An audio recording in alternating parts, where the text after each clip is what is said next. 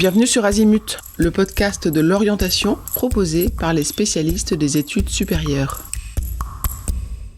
Dans cet épisode, nous répondons à la question : les tests d'orientation sont-ils fiables ou non ? Vous avez sûrement tous entendu parler des tests d'orientation pour vous aider dans le choix de votre avenir professionnel.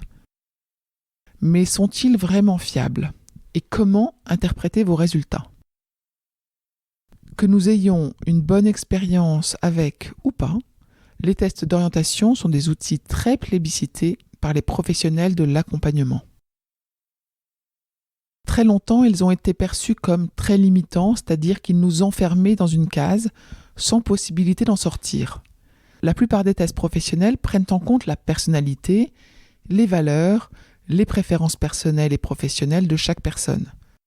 Ce qui est important de retenir, c'est que les tests n'ont pas pour objectif de définir pour vous une voie toute tracée, mais bien de vous aider pour trouver celle-ci, en se rapprochant de qui vous êtes au fond de vous.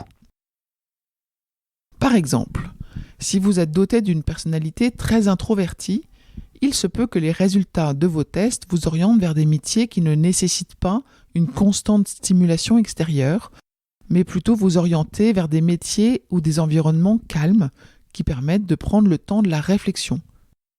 Cela ne veut bien sûr pas dire que vous n'avez pas la capacité d'exercer dans un environnement en constant mouvement, mais tout simplement, étant donné votre trait de personnalité dominant, que ce n'est peut-être pas la meilleure option à choisir pour votre épanouissement futur. Néanmoins, la meilleure des solutions pour trouver sa voie est d'avant tout bien apprendre à se connaître soi-même dans un premier temps, mais également dans la mesure du possible de tester un métier ou de rencontrer des professionnels qui exercent là où les professions qui vous intéressent. Ainsi, vous pourrez vous projeter et faire votre choix. Vous l'aurez compris, les tests d'orientation restent tout de même fiables et proches de la réalité, mais ils ne sont pas une fin en soi. Ils sont là pour vous guider, pour vous inspirer, pour vous ouvrir les portes vers d'autres possibilités.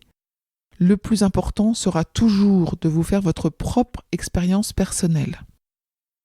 2 informations complémentaires. Les professionnels de l'accompagnement qui vous présentent ces tests ont pour valeur ajoutée de vous accompagner dans la lecture des résultats.